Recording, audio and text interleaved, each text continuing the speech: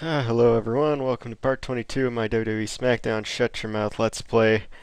Sorry about the bit of a delay on this part. I've been a little lazy, a little busy, and it's been a little bit of waiting to do this part.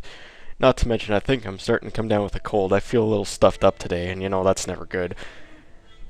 It just might mean I might not do any voiceovers for a while, but I really wanted to get one done because tomorrow, and I'm recording this on Saturday, April the 5th, tomorrow, Sunday, April the 6th, is Wrestlemania, the biggest event in wrestling ever. And it is not just Wrestlemania, but the 30th Wrestlemania. People call it the 30th anniversary of Wrestlemania, but that's actually very wrong. The 30th anniversary would be next year, but you know, it just sounds nicer, so I get it from a marketing perspective anyway. It's not like someone's gonna go, oh, you're wrong, I'm gonna sue you. They're not hurting anyone, so 30th Wrestlemania in New Orleans. It's starting to look pretty dang good, for the most part. There's a few things here and there that aren't looking so good, and I'm not really big on the Shield taking on Kane and the New Age Outlaws, just because it seems like such a thrown-together match. I'm sure it'll be a fine match. I mean, Kane still wrestles well, all three of the Shield guys wrestle well, and Road Dogg and Billy Gunn aren't bad by any means, especially given their age. I mean, Billy Gunn's 50 years old. Most people are retired by that age. And he looks damn good aside from his hairline. But there's definitely some things looking good about it. Like, one thing I wasn't looking forward to is Randy Orton against Batista. I've come to be a bit more of a fan of Orton over the last few years. I used to hate Randy Orton like it was nobody's business. From the moment he debuted in 2002 or 3 or whenever it was, up until 2011, I hated Randy Orton. But now I don't think he's so bad. And honestly, I like him. There's one thing I really want him to do, though. On this whole build-up to WrestleMania, I just wanted him to completely snap, freak out, and beat the shit out of Daniel Bryan, Batista, Triple H, and maybe he would start advancing towards Stephanie McMahon before she got out of there. I just wanted to see him completely snap. That would have been amazing. Oh, and another thing. When Triple H was chastising him last week on Raw, this past week, the Raw leading up to WrestleMania, the go-home show, as they would call it. When Triple H was giving him shit about not being the Viper anymore, I think Randy Orton. And someone else pointed this out onto a wrestling website I went to. This is where I got it from. I forget who it was, but if you're watching this, know that I'm not taking credit. It's all you. Orton should have come back and said, why not the Legend Killer? I mean, I hated Legend Killer Randy Orton, but I think that would have been a great line. That would have been just amazing. But yeah, I mean, Batista, I just don't care about Batista. I don't. I mean, I know there's a lot of people who hate him, and there's people who, you know, they're trying to be clever and witty. Oh, I like him because he's funny and he makes fun of the internet, and I'm better than all you people because I'm a dumbass. Yeah, you're not too funny, but I don't know. I just don't care about Batista. I watched his return just because, oh, maybe they'll do something different with him, but no, I just don't give a damn. Don't care if he's don't care if he's heel, I don't care if he's face. I guess feel would be when they're in between. That's the new term for tweener, feel. I just don't give a damn. Never really have. And he's never been that great of a performer. He's never been that great of a wrestler or anything. And, you know, putting him against Randy Orton. And Randy Orton is good. He is... Everything he does in that ring, he's so precise, and he does it with a purpose. The only thing is he's just not too exciting to watch. And that clashes with Batista's wrestling style. They're not very good together. But the Triple H vs. Daniel Bryan match, which is happening, and I have some other words for that, but let's stick on the main event here, the WWE Championship match. The winner of Daniel Bryan vs. Triple H is going to go on into that match. Now, the logical way to do it would be to have Daniel Bryan win the match. And I mean, they need to have a payoff for all this Daniel Bryan stuff that's going on. If Triple H wins, I know there are... Actually, no, there's not. There are not a lot of... Contrary to popular belief, there are not a lot of people who go on about, if this person wins, I'm not going to watch anymore. People don't say that. They don't. They say, I might be done with this company, but they never right out say that they're going to stop watching. It's always a maybe. They're always covering their bases, because they're smart. Smart people do that. Dumb people are like, oh, everyone's going to stop watching, and then they're just going to be watching next week. No. Maybe if you have a mental illness, you think like that. And I know there are people out there who have mental illnesses that think like that. But, you know, I just don't really care who wins as long as it's not going to remain Randy Orton versus Batista, because that's just going to be such a boring match. If, like, the logical choice would be to have Bryan win and win at the end there, because Cena's not anywhere near the main event this year. At all. He's taking on a mid-carder. And yeah, I mean that. Bray Wyatt is a mid-carder. I don't believe that he is anything special at all as a wrestler. I think he is an amazing talker and should always be a manager, but he's just so bad of a wrestler. He's still Husky Harris as a wrestler. And you never want to be Husky Harris. Never. Oh, God, I have bad memories of that. Cena's going to win that match, though. I mean, it's stupid to think otherwise. I can't believe people do think otherwise. If there's a rematch at Extreme Rules, it's iffy. Wyatt may win, Cena may win. I mean, some people believe that whoever wins at WrestleMania will win the rematch. I'm not so sure about that because it's Cena involved, and I know people will go on about how Cena has not won at 2 out of the 3 last WrestleManias he's been in, but more often than not, he does win his matches. And I mean, losing against The Miz, that was definitely a big deal. I will admit that. That was definitely a big loss for Cena, and it should have elevated The Miz, but, you know, it didn't, because The Rock was the guy who helped him win, and it was more about The Rock than it was about The Miz. And then the next time it was The Rock that beat him, and, you know, I don't really care so much. I mean, I like The Rock, but I'm a much bigger fan of Stone Cold Steve Austin if we're talking about the big Attitude Era stars. Austin's one of my favorite guys out there, ever. Just throwing that out there. Let's see, we got a Divas match. Don't really care about that. I mean, I know I'm gonna... If anyone watches this, I'll probably catch a lot of flack for this, but I don't think any of the Divas they have are really good wrestlers. And it's not because they're women, it's because they're bad wrestlers. I'm not gonna sit there and believe that they're good by women's standards. They can be good or they can be bad. They can't be good by women's standards. Honestly, the only decent women wrestler I think they have right now is Paige, and she's in NXT, and you know, she's not much for looks, if you ask me. That's just a personal thing. I just don't like the gothic, pale skin, black hair thing. Smoking hot bod, though, and I've seen pictures of her before she was doing the Paige gimmick, and before she was in WWE as Brittany Knight, or however you pronounce that. And she looked fine there. She looked fine then. It's just her current look that turns me off. She's definitely not a bad-looking girl. In fact, I don't think any of the women are bad-looking. I don't have that high standards. I mean, they're all pretty good-looking, except for Tamina, but, you know, I'm not gay, and I don't like men, so...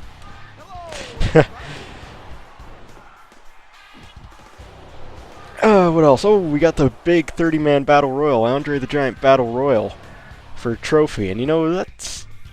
I love Battle Royals. The Royal Rumble, Battle Royals, always fun, entertaining stuff for me, because you never know who's going to win. And it's always fun to see that many guys in the ring at one time, just beating the shit out of each other and throwing each other over the ropes. I don't know who's going to win. I mean, maybe it'll be Big Show, because he's the only other real giant guy that's lived up to Andre's name. I mean, Andre will always be the biggest named giant in wrestling history. The Big Show, probably number 2. I mean, yeah, they have the Great Khali, but Khali's not very good, you know. I mean, he's good for what he is, but as he gets older, he's not going to be able to walk as well anymore. And he doesn't walk that well now. Eventually, he's going to have to retire, and I'm surprised he hasn't already, because that guy's like 40-something years old. So is the Big Show, though, but the Big Show's in a lot better shape and puts on much better matches. There's a few other guys that they think might win it. I've heard rumblings that maybe Sheamus will win, and I'd be all for that. I mean, if you guys have watched my wrestling videos before, you guys would know that I am a huge Sheamus fan. He is my #1 guy in the company, no question about it. But maybe they'll give it to some other up-and-comer, like maybe Dolph Ziggler will get the win, even though I don't hate Dolph Ziggler. I think he is fine in like a upper mid-card role, and like if they needed a guy who could transition into the main event just for a quick feud, sure, Dolph Ziggler would be a good guy for that. However, I just don't think he's a main event guy. He's okay. He's not bad. He's okay. I mean, he's a decent wrestler, but he's so reckless. I'm scared he's going to hurt himself or hurt somebody. I'm surprised he hasn't already. I mean, I remember one time where he dropped Chris Jericho on his head with a botched Hurricane Rana.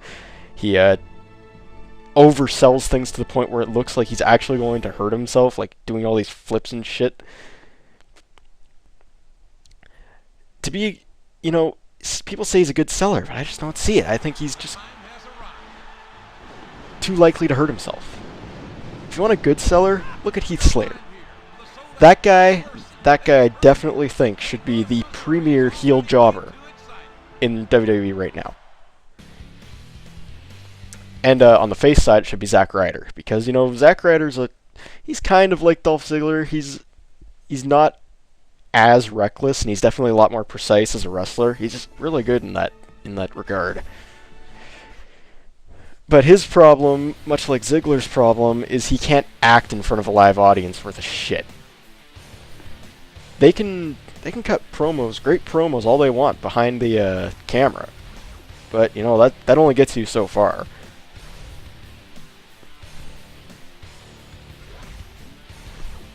And if I could get off of WrestleMania for a minute, we're coming up to a tag team match here, and it's in a cage, and I don't think I've done a cage match yet, so in a cage match, the objective is to climb over the top of the cage and exit the ring. And there are no entrances in cage matches, I don't think, so I think that's why it cut right to it. Now, I think this one also had the stipulation that you could pin your opponent or make them tap out, or maybe it didn't, but there is that stipulation if it's activated. And that's normally how cage matches go. You can either climb out over the cage, or you can make them submit or pin them. Although it hasn't really been like that lately, I don't think. I think it's mostly just been trying to escape the cage. In fact, the last time I remember specifically someone losing by submission or pinfall was Chris Jericho versus Christian in a cage on Raw sometime, and Christian tapped out to the walls of Jericho. That was back in like 2004, I think. Because I think that's when those two were feuding. Yeah, right off of WrestleMania 20. Wow, that was 10 years ago, man. Been a long time. Anyway, let's, the best way to win a tag team cage match, because you have to get both of your team members out. First, let one of the AI guys escape. Because that'll make it because he can't do anything now. Now, since Farouk has escaped, Eddie Guerrero and I can take on William Regal 2-on-1. The next thing to do is you want to let your partner escape, your computer-controlled partner. So, while I beat up William Regal, Eddie should be trying to escape. He should be. He's not, but he should be. And as soon as he's out, it's just a matter of beating down Regal until I can escape myself. Because it just becomes a one-on-one cage match at that point. Eddie, get up.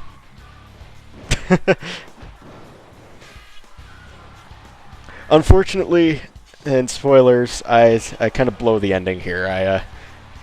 All's going well until I kind of fuck things up. But I haven't played a cage match in this game in a long time, so I forget everything that I can do to knock someone down from the cage. And oh well. It's just another loss. I mean, I win 98% of my matches anyway, so it's just every once in a while I lose one, and in this case I lost a big one. And I didn't blow the match, and I didn't throw the match like I did in my championship match against Chris Jericho. This time I actually lost because I made a mistake. Oh, man. Let's get back to WrestleMania. There's not much to talk about there.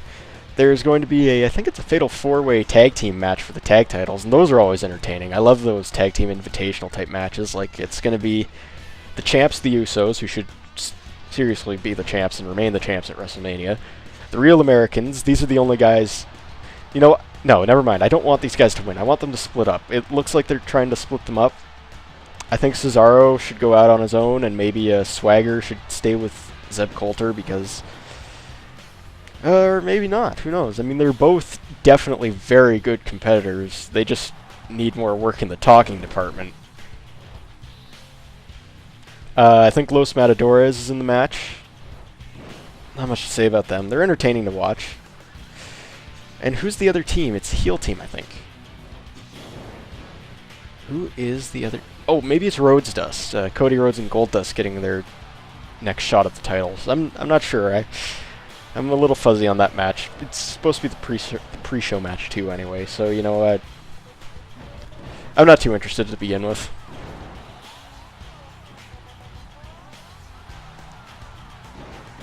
I can't believe I missed that elbow drop. But yes, WrestleMania's coming. For the most part, it's looking good, except for, like, you know, a few matches here and there. There's supposed to be a lot of big stars going to be there. We're going to have Steve Austin, The Rock, Hulk Hogan's the guest. Or, you know, he's not the guest host. He is the host. I wouldn't be surprised to see guys like Roddy Piper or Jimmy Hart show up. It's going to be a big show, and there's going to be a lot of past WrestleMania stars there. Basically anyone they can get. I think this is where I lose the match. Just because... Oh, because I started targeting the ref. That's why. Yep. Now I remember. But yeah, that's why I wanted to get this video out there now, because, you know, WrestleMania's coming up, and I wanted to get this out before WrestleMania, because it's a huge event in wrestling. And, you know, while I might not watch the pay-per-view, because I don't have the network, and I'm not going to jump through all the hoops to get the network in Canada, I'll just wait.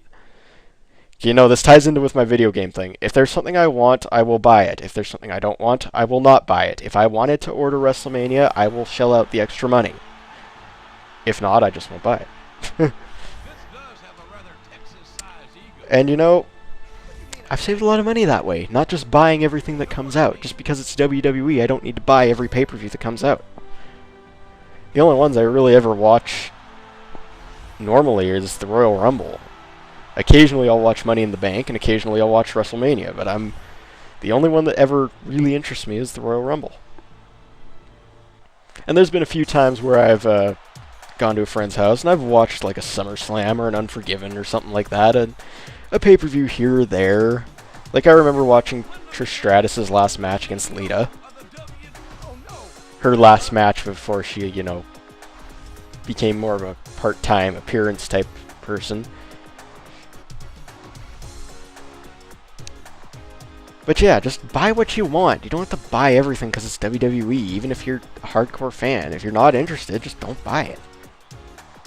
And there's a lot of people who just don't get that. They think, oh, herder, everyone's just going to buy it anyway. It's like, no, they're not. Stop being a fucking retard. Just use your brain and think. If you don't want something, don't buy it. If I don't want mustard on my sandwich, I'm not going to pay the extra money to put mustard on my sandwich. Simple as that. Alright guys, WrestleMania's tomorrow. Maybe it's today when this gets uploaded. Who knows? Enjoy the show. I know I'll at least be watching the Fallout Raw the next night. So I'll see you guys when I get to uploading videos next.